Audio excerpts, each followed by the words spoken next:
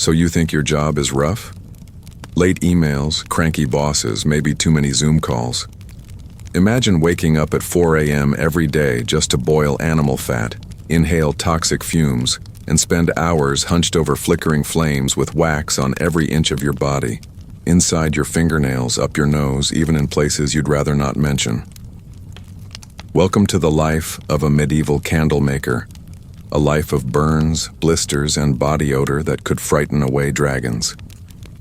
Before we dive nose first into the greasy pit of wax and smoke that was this ancient profession, take a moment. If this kind of strange historical misery somehow soothes your soul and maybe helps you fall asleep, hit that like button and subscribe for more nighttime journeys into the forgotten corners of human history. Leave a comment telling me where you're watching from and what bizarre time it is over there, because nothing says community like shared suffering and insomnia. Now dim the lights, maybe light a non-toxic candle, and let's step into the life of someone whose entire existence revolved around making light, but lived most of it in the dark. You're not born into luxury, you're born into lard. Your family doesn't own a castle, a farm, or even a decent pair of shoes. What you inherit is a battered iron cauldron, a half-collapsed shack that constantly smells like burning hair, and a trade that revolves entirely around one thing: melting animal fat into little tubes of fire. Romantic, right? Except not even a little. From the moment you can hold a stick upright without stabbing yourself in the eye, you're drafted into the wax-covered battalion of candle making. Your first birthday cake didn't even have a candle, because your family was the candle. By the time you're 6, you're already waist-deep in old grease, your clothes soaked with the scent of decay, your tiny hands scalded from dipping rough, splintered wicks into molten tallow that sizzles like cursed soup. Your toys are broken ladles and bits of string. Your playroom, a smoke-choked hut where every surface sticks to you. While other children run through fields chasing butterflies or playing with goats, you're dodging falling pots, catching wax drips with your face, and learning that ouch is your most used word. Not that anyone listens. Your father, the candle master, a title that sounds cool until you live with it, doesn't speak much. When he does, it's usually to yell instructions or mutter about some merchant who complained his candles smelled too real. He smells like an old stew made of sweat, smoke, and regret. His hands, scarred maps of a life spent too close to open flame. His eyes, always squinting through soot. He teaches you everything he knows, whether you're ready or not: how to render fat without vomiting, how to judge wick thickness by touch, how to tell if a flame will sputter before it burns your customer's house down. Mistakes are met not with lectures, but with thrown spoons and an eerie silence that lasts 3 days longer than comfort allows. There's no such thing as time off. Fat doesn't wait. Wicks don't twist themselves. You work through festivals, funerals, and fevers. Your hands shake? Doesn't matter. The market needs 80 candles by morning, and your family's survival depends on you not falling face first into the fire pit. Your back already hurts, your nails are blackened, and your face is permanently smudged. You don't cry anymore. It's not worth the salt. All tears do is make the wax drip faster. You become intimately familiar with every part of the process, collecting scraps of bone and sinew from the butcher, scraping hardened grease off old pots with a knife duller than your hopes, stirring bubbling cauldrons for hours in the heat until you feel like your eyebrows have walked off in protest. And the smell never leaves. You carry it everywhere like a cursed perfume made of decay and desperation. People wrinkle their noses when you pass by in the village. Some don't even realize you live there. They think you're some kind of spirit that drips wax and mutters to itself. But you keep going. You learn how to braid wicks tight enough not to fall apart mid-dip. You figure out how to fix a batch of spoiled tallow by mixing in beeswax, if you can afford it. You can spot the perfect pour by the sound alone. There's a rhythm to it all. A sick, sweaty symphony of boiling, dipping, cooling, shaping, over and over again, until the candle forms, or your hands cramp so badly you drop it and start over. And yet, you start to find comfort in the repetition. Not joy exactly, more like acceptance. A resigned harmony with the task that consumes you. The way the wax wraps around the wick like a protective skin. The strange satisfaction when a taper hardens smooth, clean, straight. For one moment you feel like an artist. A creator of light in a world that offers none. Then your father grunts, and you realize the entire batch is too short and you're starting over again. Because in this life, good enough is just another way to say, try again. You don't know what time it is. You don't care. The candles are your clock and they burn too fast. You think eventually your body will get used to it, that the blisters will stop forming, that your arms will stop aching after every batch, that your nose will stop reacting to the ever-present stink of half-rendered tallow and crusted soot. But it doesn't. What really happens is simpler and more brutal. You stop noticing. The pain doesn't go away, it just becomes background noise, like the hiss of boiling fat or the pop of wax catching on a too-hot spoon. Your body adjusts not by healing but by hardening. Your hands no longer resemble human hands. They're more like leather mitts that crack open in the winter, peel in the summer, and permanently smell like meat that's been left too close to the fire. You used to try and clean them, scrub them raw, soak them in river water until your fingertips wrinkled and bled. Now you just accept it. If your hands don't burn, the day hasn't started. If you don't come home reeking of smoke and sweat, something's wrong. And if the wax doesn't sting when it hits your skin, well, it probably means you've gone numb again. The workspace isn't glamorous. You don't have a shop in the square with a nice wooden sign or a tidy little window. No, your workplace is a shed. A slanted, lopsided structure that might have been a stable in another life, now filled with smoke-stained beams and rows of rusted iron pots that never quite cool. You wake up in one kind of darkness and step into another, the kind filled with the flickering shadows of candles in progress, each one half-formed, crooked, dripping with the effort of becoming something useful. The walls are coated with decades of wax, like the inside of a giant, grimy candle itself. Even your tools are sticky. Nothing is ever clean. Not the ladles, not the hooks, not even the bench where you try to rest when your legs give out. Wax sticks to everything, even to time. You look at a row of fresh tapers drying and realize you've been working since before the rooster crowed, and he stopped doing that 2 hours ago. Your clothes aren't really clothes anymore, just layers of rough linen patched with leather and hope. You wear the same apron every day, a stiff, scarred thing that smells like 1,000 fires and carries the history of every burn you've ever earned. It doesn't protect you much, it mostly just holds more soot. But it's familiar, like armor or maybe a prison uniform. Either way, you don't feel right without it. Even on the rare occasion you go to market or sneak off to the river, the apron stays on.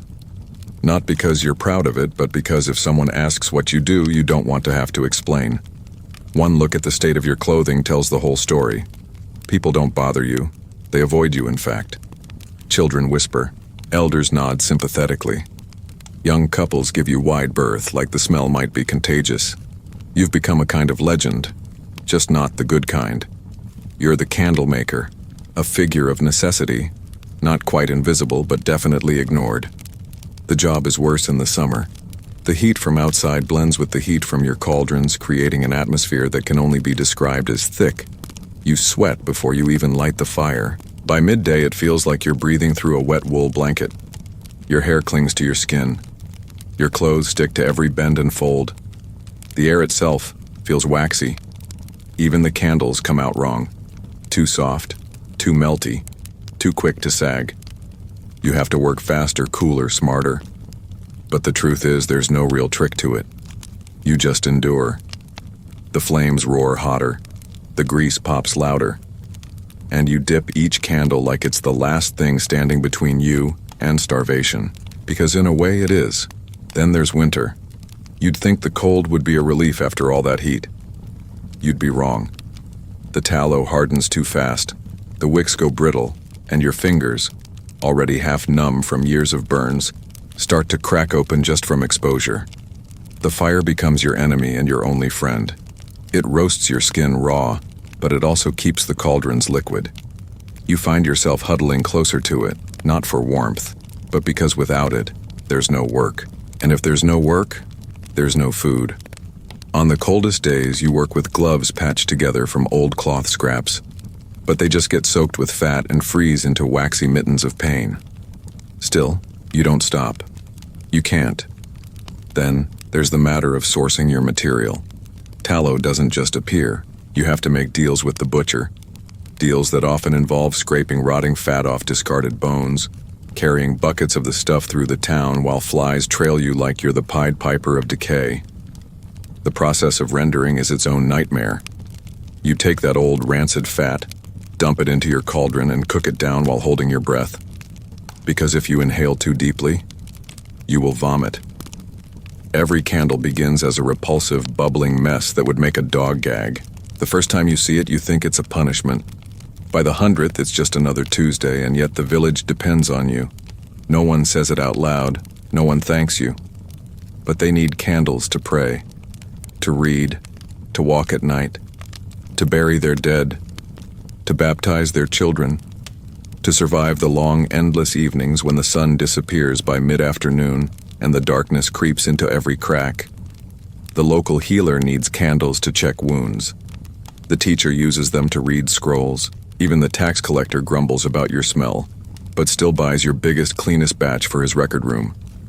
Without your work, the village dims, and they know it. But do they say anything? Not really. You might get a nod, a grunt, maybe even a copper piece that doesn't smell like mold.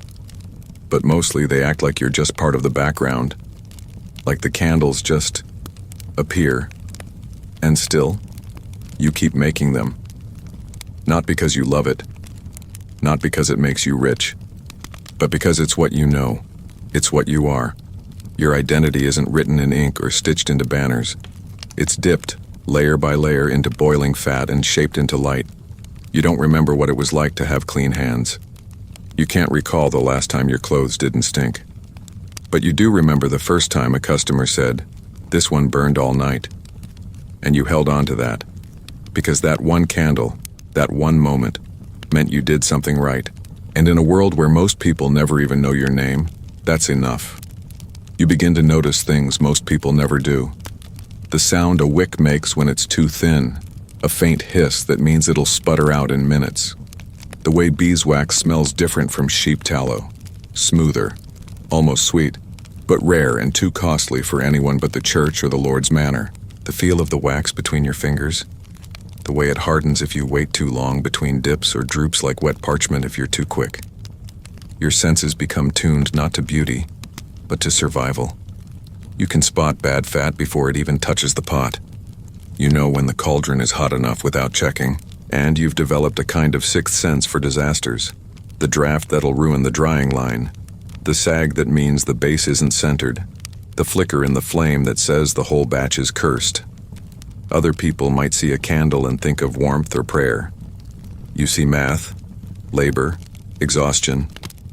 You see yourself, twisted and stretched and ready to burn. There are no tools of glory here. No shining blades, no ornate hammers, nothing a bard would sing about. Your toolkit is simple, brutal and unforgiving. Iron ladles with warped handles, hooks that were old when your grandfather used them, tongs that pinch more flesh than they grip wax. The cooling rods are splintered and stained with years of soot. The wick spools are wrapped tight with frayed hemp, and half the time you're unrolling them, you're also picking out bits of rat fur or bone from last year's infestation. Your apron has been patched so many times it feels like armor made of regrets.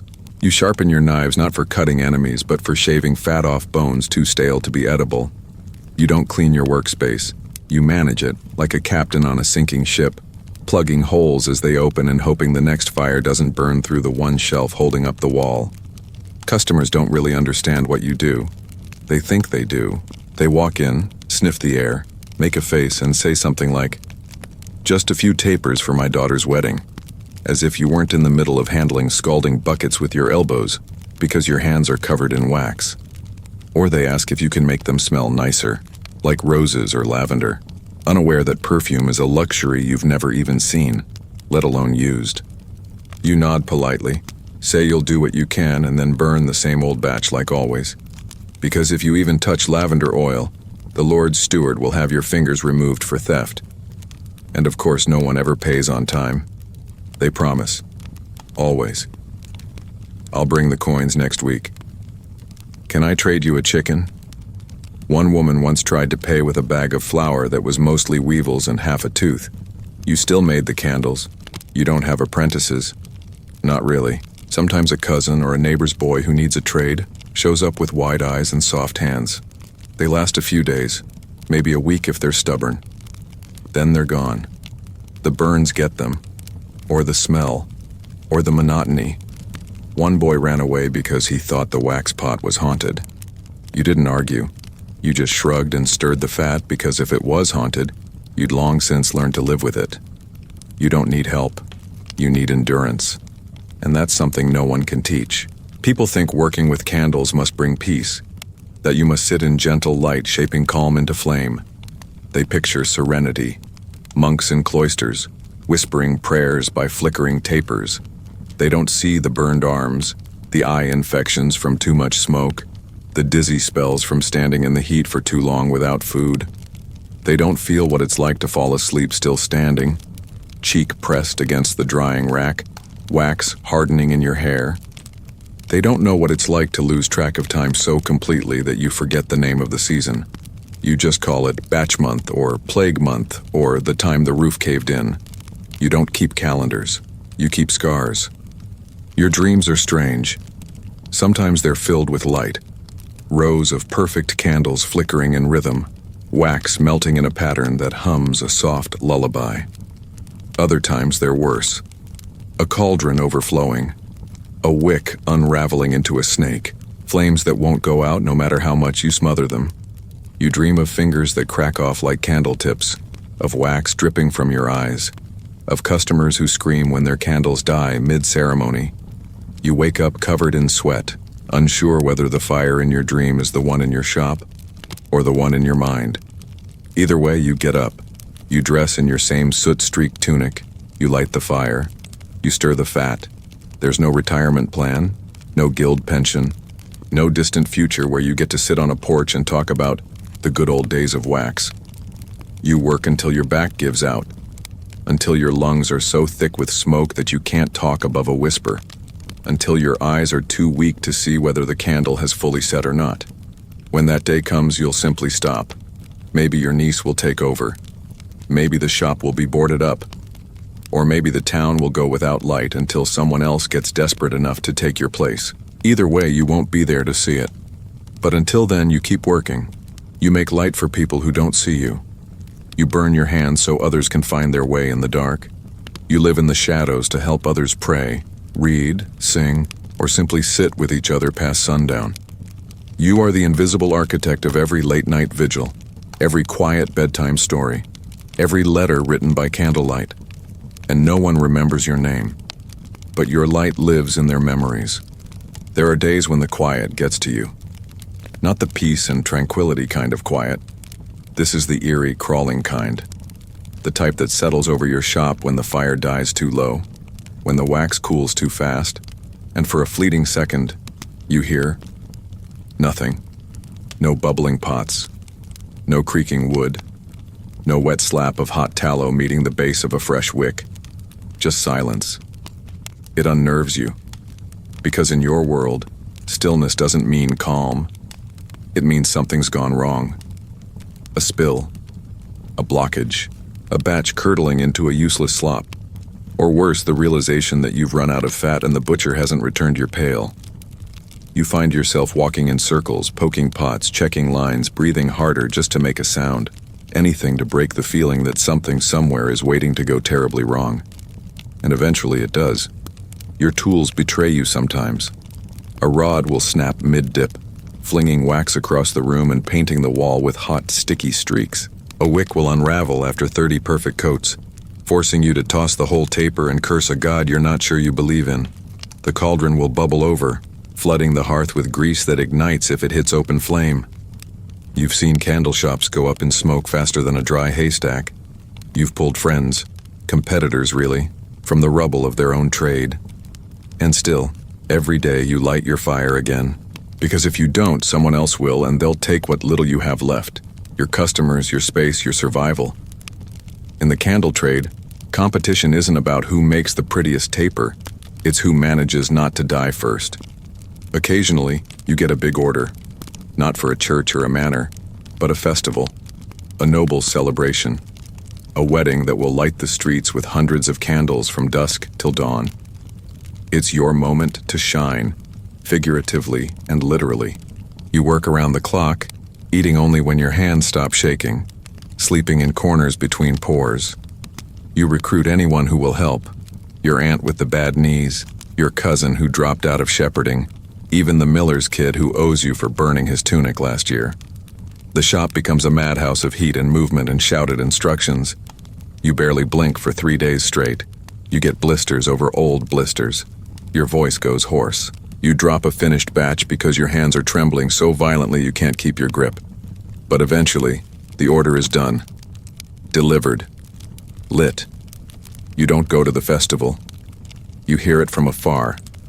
Music. Laughter. The crack of fireworks and the cheer of a crowd too drunk to realize the wax on their sleeves could catch fire if they leaned too close to your handiwork. You sit in your shop, too sore to move, staring at your empty racks, your burnt cauldron, your swollen feet, and the strange emptiness that follows achievement. No one sends thanks. No coins are dropped through your window. But you know your candles are there, flickering at the heart of it all. And for a fleeting moment you let yourself feel proud. Then the door creaks, and someone's already asking if you can whip up a replacement for the two they dropped in the mud. You say yes because of course you do. You start to forget what your own face looks like. Mirrors are rare and water clearer than milk is even rarer. But you remember your reflection once. Before the smoke turned your skin a dull gray. Before your eyes grew red-rimmed and your lips cracked from the heat. Before the permanent scorch mark across your cheek became just another feature. People don't describe you as young or strong or clever. They call you the wax one, or old flame face, or just make gestures like they're waving away a bad smell when they talk about you. It doesn't hurt. Not anymore. You let their words slide off like melted grease on stone. Because you've earned something better than compliments, you've earned respect. Quiet, backhanded, unspoken respect. When their baby's sick, they come to you for light. When someone dies, they ask for the cleanest taper you've got. They never say thank you, but they come back. And that's enough. And then there are the nights. Not the ones filled with work, but the ones after. When the candles are hung and the shop is quiet, and the fire is a soft red pulse under the ashes. You sit alone, back against the wall, legs too tired to carry you to bed, and you just exist. Your hands still twitch with phantom motion, your shoulders throb like they've been cursed, and you breathe in the smell of smoke and wax and exhaustion. It's not good. It's not peaceful, but it's yours. This life, this shop, this brutal, sweaty, sticky trade, it belongs to you. Not on paper, not in titles, but in blood and burn and bone. You think about leaving sometimes, walking away, packing a satchel and heading to another village. One where people don't know your name or your smell or your scars. Maybe you'd take up fishing, or coopering, or disappear into a monastery where candles are used but never made. But you don't go, because this is who you are. Not because of fate or obligation, but because after everything you've endured, you can't imagine being anything else. You are the candle maker, the burner of midnight oil, the shaper of shadows and flame. You don't just work in the light, you make it. And you've made peace with the fact that it costs you everything. There's a strange kind of rhythm that settles into your bones after enough years in the wax trade. Not a melody you can hum, but a muscle-deep tempo that guides your every motion. You reach for a wick before your eyes even register the spool. You adjust the fire based on a smell so subtle no one else notices. Your legs move from cauldron to rack to work table in a choreography of pure necessity. It's not grace, not really. More like the stubborn ballet of someone who has repeated the same motion so many times that their body does them with or without permission. You start dreaming in steps. Dip, turn, cool, snip, stack, repeat. You begin to wonder if the wax is inside you now, a part of your blood, a slow crawling second skin that pulses every time the fire flares too hot. You've developed instincts that border on the supernatural. You know when a batch of tallow is seconds away from scorching. You can tell if a cooling candle is going to warp before the first ripple forms. You've learned how to fix almost anything. Bent rods, broken molds, split ladle handles because there's no one else to call, and the job doesn't stop for broken tools. You've become part blacksmith, part alchemist, part juggler. The only real difference is that no one sings songs about you. They don't carve your likeness into cathedral stone. But still, you keep the fires going. That's your legacy. Invisible, but necessary. And let's not even talk about the air. You don't breathe in the same way anymore. Not deeply. Not like the farmhands out in the fields or the hunters on the ridge. Your lungs have adapted, if you can call it that, to the thick, greasy fog that floats around the shop like a stubborn ghost. It clings to your teeth, your tongue, the back of your throat. You've lost count of how many times you've coughed up soot or wiped dark wax from your nostrils. When you catch a rare breeze of actual clean air, it doesn't feel refreshing. It feels suspicious, like your lungs are questioning whether they deserve such a luxury. Sometimes you wheeze. Sometimes your breath comes in short little gasps, especially in the colder months. You've convinced yourself it's normal. And maybe, in this life, it is. Then there's your sense of time, or rather the loss of it. You measure the passing days not by sunrises, but by the rate at which your supplies vanish. When the last chunk of rendered fat runs out, you know it's market day. When the wick coil is down to a stub, it must be near the end of the month. You mark the seasons by how quickly the wax sets or how long it takes for your fingers to go numb. Spring is when the fat turns sweet and spoils faster. Summer is when the whole shop smells like an open wound. Autumn brings the chill that cracks your skin before you've finished morning prep. And winter is just a slow battle with fire, every single day. You don't celebrate holidays like other people. When the feast days arrive and villagers crowd the chapel with garlands and borrowed robes, you're back in the shop, trying to fulfill last-minute orders. The priest gets the cleanest candles, of course, pure white if you can manage it, though that means skipping your own meals to buy enough beeswax. Weddings, funerals, naming days, they all bring business. You've worked through more baptisms than you can count, dipping candles while families sing just a few streets away, your hands raw and red while everyone else drinks and dances. You hear the music and feel nothing. Not envy, not anger, just distance. The kind that settles over your soul like cooling wax. Silent, final, familiar. And still, somehow, despite the filth and the pain and the constant pressure, your work matters. You see it in the smallest moments. A child clutching one of your stubby night tapers during a thunderstorm. A widow holding a prayer candle as she whispers her husband's name. A merchant lighting a row of your handiwork in front of his stall, hoping to sell more trinkets before the sun dips. Your name isn't spoken. Your face isn't remembered. But your labor, the product of your burns and bruises and sleepless nights, lives in those quiet flames. You've gotten good at hiding the pain. Your fingers are swollen. Your wrists ache when you lift even the smallest cauldron, and your knees pop like cracked wood every time you crouch. But you smile, sort of, when customers arrive. A tight-lipped, wax-crusted curl that says, "Yes, I'm still here. Yes, I can make more. No, I won't charge extra. Though I should.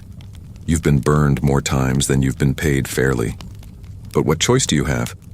You raise your prices once, just once, and a merchant shouts that you're robbing him blind. "It's just wax," he yells. You nod and take the insult. Then spend another night by the fire muttering to yourself while you mold a dozen tapers with hands that haven't stopped shaking since the last market. There's a bitter kind of humor in your life. You light the way for everyone but yourself. You bring warmth to homes you'll never enter. You power the church's night vigils, but are too dirty to sit in the pews. You help lovers see each other's faces in the dark, while you fall asleep next to a smoking pile of cracked wax and regret. You've come to accept that your life is not a tale worth telling. Not by the bards, at least. No songs, no scrolls, no murals. But deep down you carry a secret truth. Without you, they'd all be blind. They don't need to thank you. You already know. You don't really talk to people anymore. Not outside the marketplace anyway. Not because you can't, but because you've learned it doesn't help. Most conversations start with small talk and end with someone asking for candles, and not just one or two. They always need more than they said. Always in a rush. Always urgent. Someone forgot to prepare for the equinox. Someone needs extra light for a cousin's naming. Someone has a shrine that looks too dim next to their neighbor's. You listen, nod, give them the order time, and return to your fire. What they don't see is what it takes. The sleepless night that follows, the workbench that splinters your knees, the tallow pot that almost tips when you reach too far in your own fatigue. There's no time for stories, no room for friendships, not when light is currency and your labor is the only thing standing between you and hunger. Even the animals know you're different. Dogs avoid you. Cats vanish when they hear your steps. Birds stop singing when you pass. You carry the scent of smoke, blood, old fat, and heat. A warning sign, a walking storm cloud in human form. Once you tried to feed a stray with a chunk of bread. It sniffed your hand and ran off, tail between its legs. That's when you realized, this work marks you. Not just your hands or your clothes or your breath, but your presence. You don't blend into the village. You stain it. And yet, when something breaks, when the night gets too dark, they still knock. Just a quick one, they always say, never thinking that every quick one costs you hours. But you say yes. You always say yes. It's not just physical anymore. The work creeps into your mind. You forget names, even of people you see every week. You forget what month it is, what year it might be.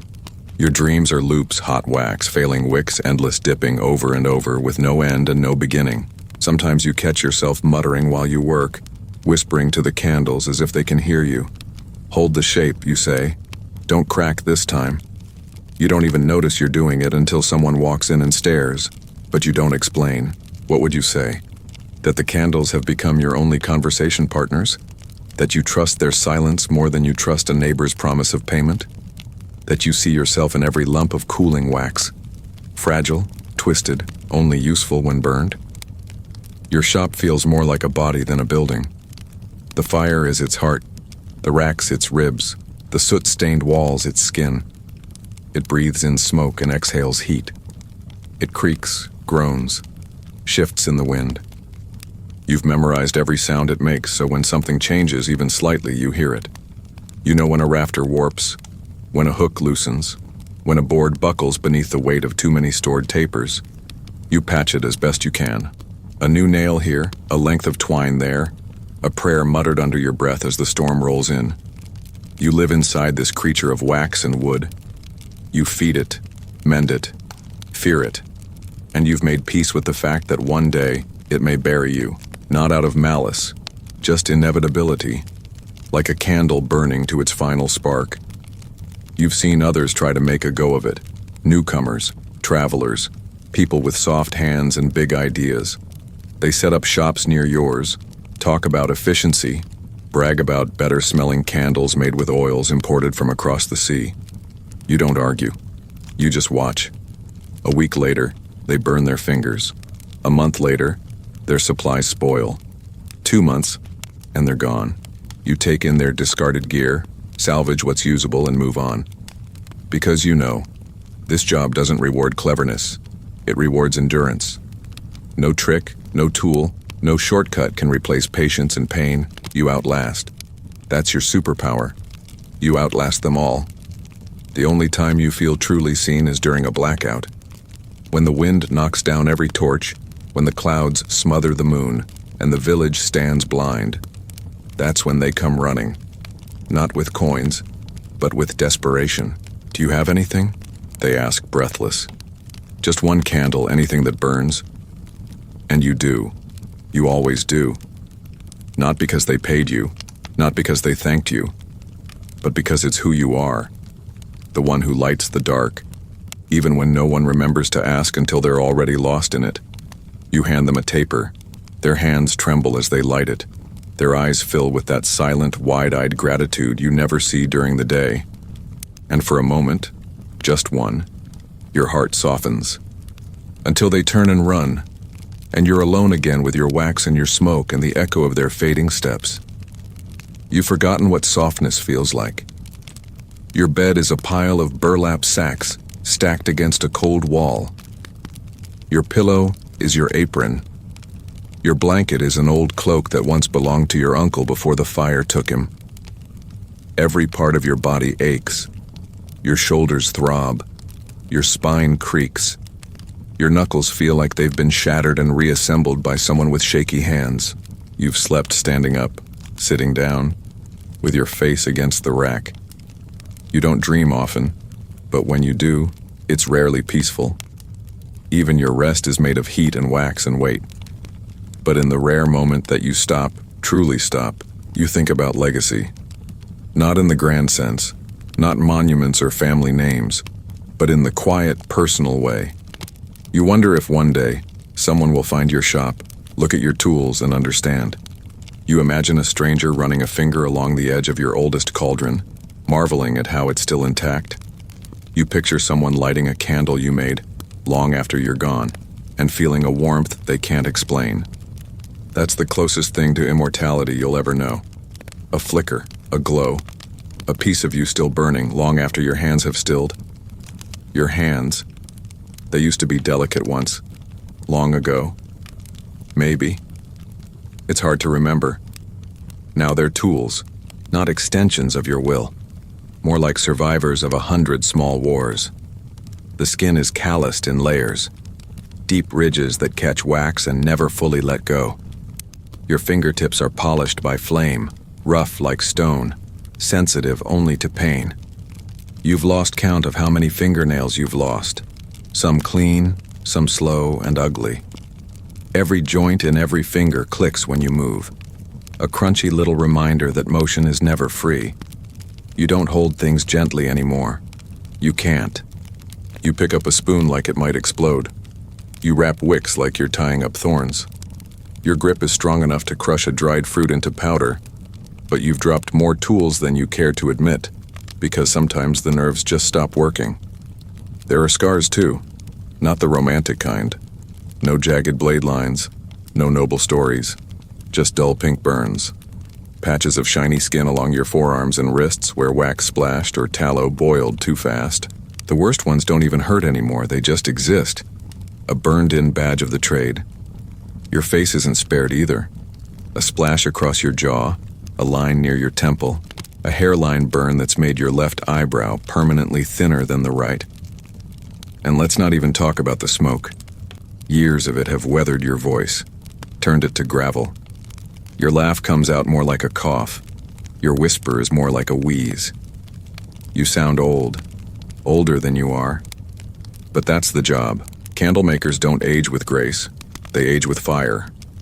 And then, there's the smell. Always the smell. You gave up trying to wash it off. You used to scrub your skin raw, soak in freezing streams, rub yourself with herbs and ash, anything to peel away the stench of tallow and soot. But nothing worked. Now, it's part of you. A pungent mix of burnt fat, melted wax, and damp leather. You smell like smoke even when you're in the open air. People wrinkle their noses when you pass. Some step aside. Others pretend they don't see you. You've overheard the whispers. Candle wraith, someone called you once. You didn't mind. A wraith has power after all, a presence. If your existence haunts the edge of the village, so be it. At least you're remembered. There are good days, though. Not often. Not enough. But they come. A clean batch. A flawless taper. A moment where the wax folds perfectly, smooth and even, as if the fire decided to cooperate just this once. You hold it in your hands and admire it like a sculptor might admire a statue. Not pride exactly, but a kind of silent satisfaction. You did something right. You made something beautiful in a place where beauty is an afterthought. No one else will notice. They'll burn it without a second glance. But you'll remember. That one you'll think. That one was good. Sometimes a child will peek into your shop, eyes wide, curious. They're drawn to the glow, the rows of strange dripping shapes, the smell of something unknown. You let them look. You say nothing. You let the mystery remain. because deep down, you know the truth. If they knew what this job really was, what it cost, they'd never step near it again. And maybe that's for the best. Let them stay curious, not broken. Let them imagine this work is magic instead of misery. They'll learn in time, if they're unlucky enough to inherit the trade. But not today.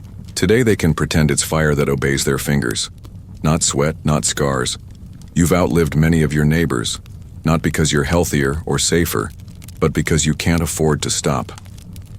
The baker died last year, coughing into his dough. The cooper vanished one stormy night, never found.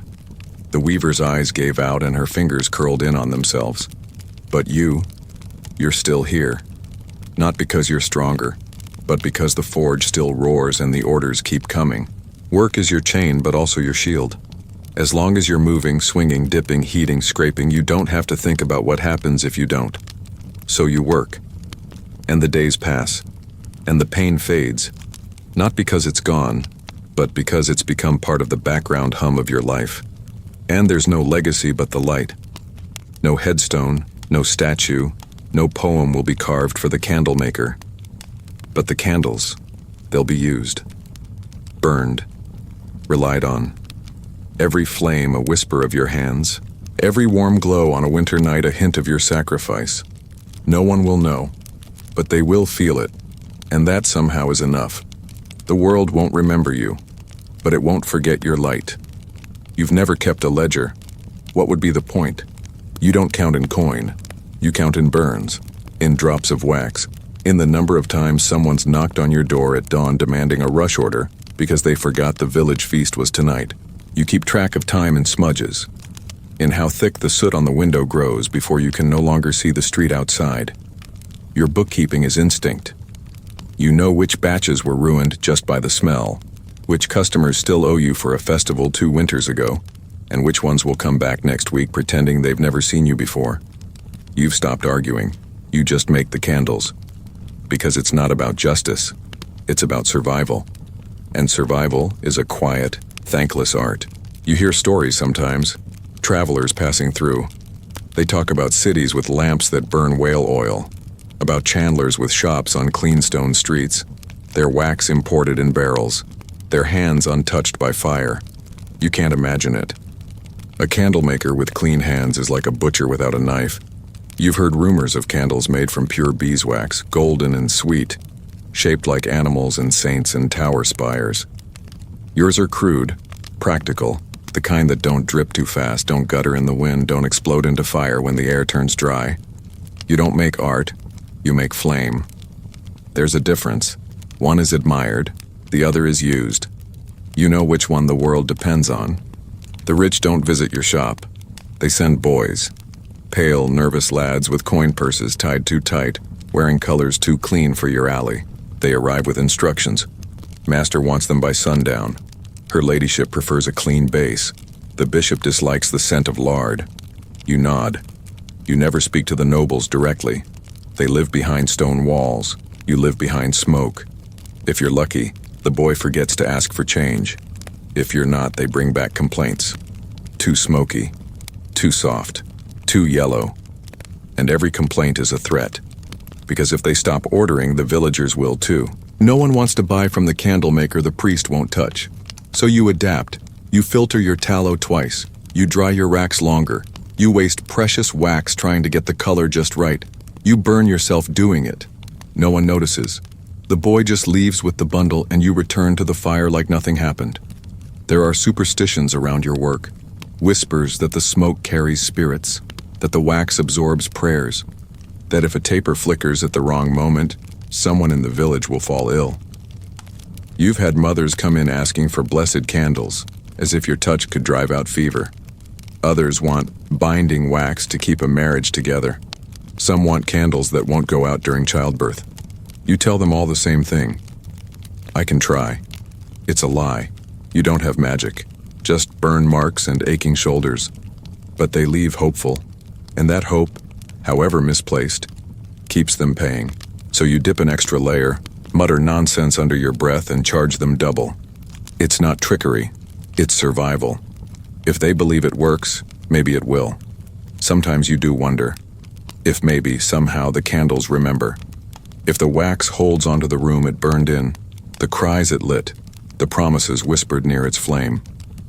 You wonder if the heat shapes more than the taper, if it sculpts memory itself. You've seen a child's first breath lit by your candle. You've seen someone die with your flame flickering beside them.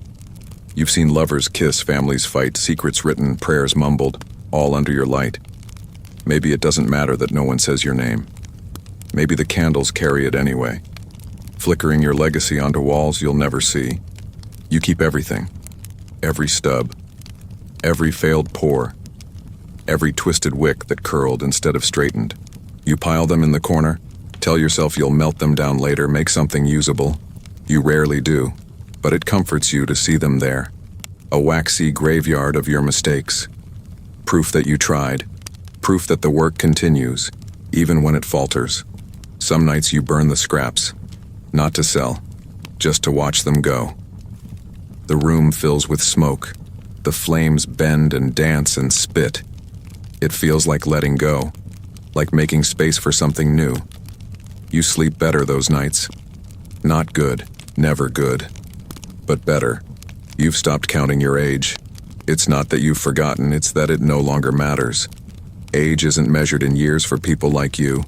It's measured in aches, in how long it takes your fingers to uncurl in the morning, in how many candles you can finish before your shoulders scream.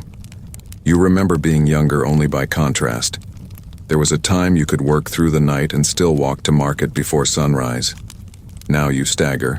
Now you rest your elbows on the counter longer than necessary, pretending you're inspecting something when you're really just catching your breath. No one notices. Or maybe they do, and just don't care. Either way, the wax doesn't wait. The flame doesn't pity. You don't expect reward. Not anymore. Not praise. Not thanks. But once in a while, someone surprises you. A traveler passing through. A widow buying a single candle for a grave. A child with a coin clenched in their fist. They don't ask for a discount. They don't argue over color or smell. They say thank you. Just that. 2 words, and something inside you, something long burned down to an ember, flickers. It doesn't last, but it's enough to keep going, to keep pouring, dipping, cutting, burning. Because in a life like this, even the smallest light matters. The older you get, the more the fire becomes both friend and predator. In your youth, it was a challenge, something to master, to control, to bend to your will. Now it watches you. It waits. Your reflexes are slower. Your grip isn't what it used to be. There are moments, terrifying moments, when you catch yourself staring too long into the flame and forgetting what you were doing. The wax boils, the wick burns, and you stand frozen. Your body still moves out of habit, but your mind lags behind, drifting like smoke in an open window. When you snap back, it's always with a sharp intake of breath, a sudden jolt of panic. You were never afraid of the fire before. Now it feels like it's counting down something only it knows. The day you slip, the day the shop flares too high, the day the candle maker becomes the fuel. You've made preparations, quietly, no ceremony, no apprentices to pass the trade down to, no child to inherit your bench or your tools. Just notes, scrawled instructions on wax-splotched parchment, how to mix the tallow just right, how many dips make a solid taper, where to find the good clay molds if the iron ones crack. You tuck these under floorboards, behind walls, inside the base of your work table, not because you expect someone to use them, but because the thought of your knowledge disappearing into nothing feels too cruel.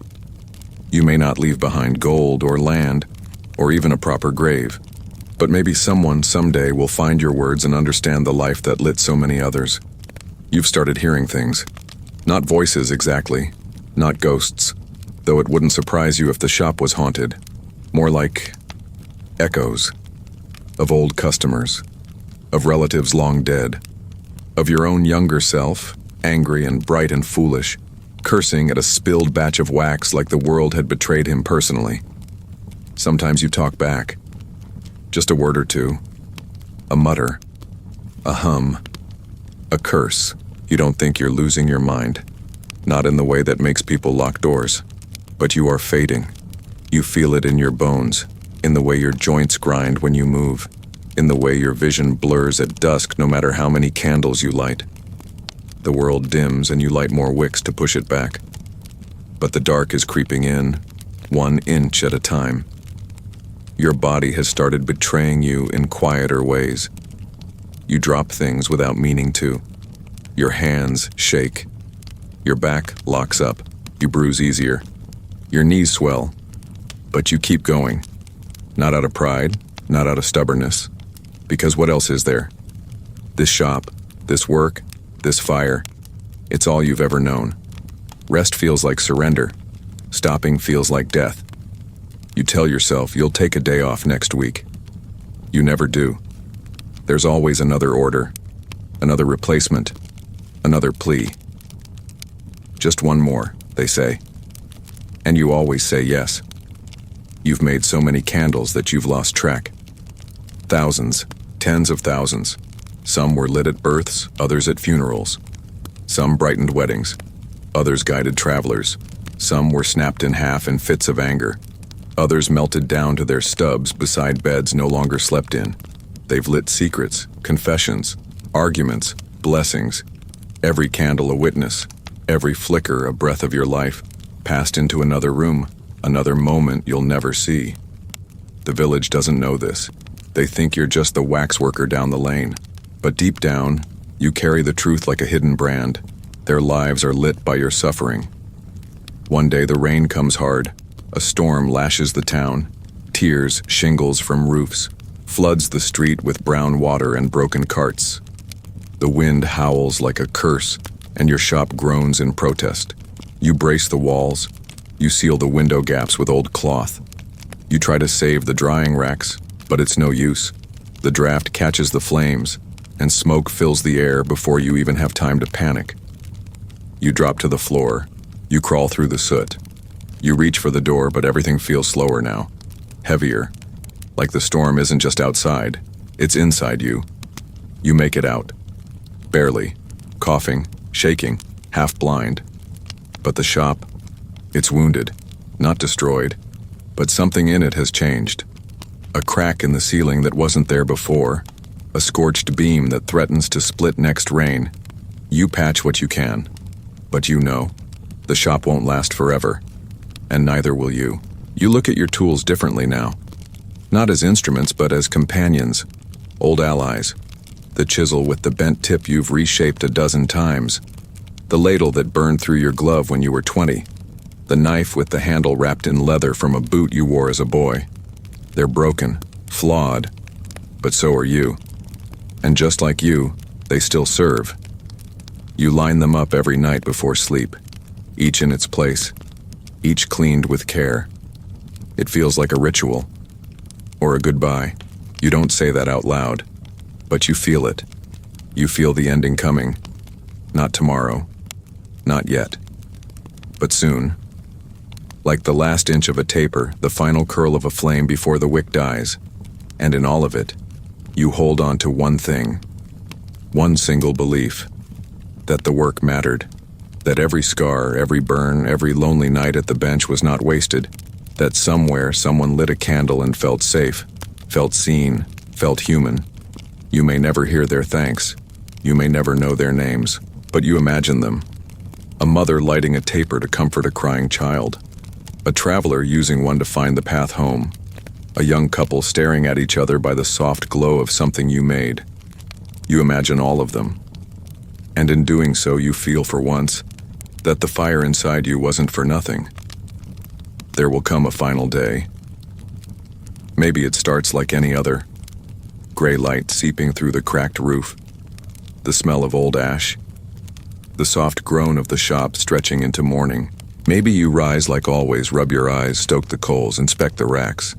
Maybe you dip a few candles before you notice your fingers aren't quite closing right. Your knees won't straighten. The ache behind your ribs has gone from dull to sharp. You sit down just for a moment. And maybe that moment lasts longer than you expect. Maybe you don't get back up. Not that day. Maybe not ever again. The wax cools without you. The fire dims. The last taper, half-formed, hangs crooked on the line like a frozen breath. Outside, the village moves on. Someone needs a new lantern candle. Someone's planning a wedding. Someone's burying their father. And someone knocks on your door, expecting the same thing they always have: light. But there's no answer. No hiss of melting wax. No flicker behind the shutters. Just silence. And for the first time in years, real darkness. Eventually, someone will come inside. Maybe a cousin who remembers your face. Maybe a stranger who heard the stories. They'll step over the cold coals, run a hand along the work table, pick up one of your old tools, and wonder how something so small made so many flames. They might find your notes. The ones you hid. The ones you wrote with stiff hands in the silence between orders. They might read your scrawl and feel the weight of it all. And maybe, just maybe, they'll try to make a candle. Not because they have to, but because they understand. Because they feel what you felt. And the shop will breathe again. The fire will rise. And your story will continue, not in words or songs, but in flickers, in steady glows, in hands you never touched, holding candles you never saw, shaped by a legacy you never got to claim. Because you were never a name in the books, never a figure carved in stone. But your light, was in every home, every church, every hand that ever reached for comfort in the dark. You weren't remembered, but you were relied upon. And that, in the end, is more powerful than praise. So if you've made it here, if you stayed through the fire and the smoke and the silence, I want to thank you. Truly. Not just for watching, but for seeing. For recognizing that even the forgotten lives, even the hard, soot-covered ones lived in back alleys and scorched shacks, mattered. If this story meant something to you, if it moved you or made you think, I invite you to join this community, not as a viewer, but as a voice. Subscribe to the channel, not for algorithms or numbers, but because stories like this deserve to be remembered, shared, and felt. And if you can, leave a comment below. Tell us, have you ever done a job no one noticed but everyone depended on? Do you carry scars, literal or not, from something no one thanked you for? What did you feel while listening to this? And what did you learn? I read every story. This isn't just a video, it's a space for people like you. People with quiet strength, with deep memory, with untold stories, so don't just scroll past. Stay, speak, share. Let's build something here. A little light. Together. And if you're watching late at night, wrapped in shadows of your own, I hope you feel seen.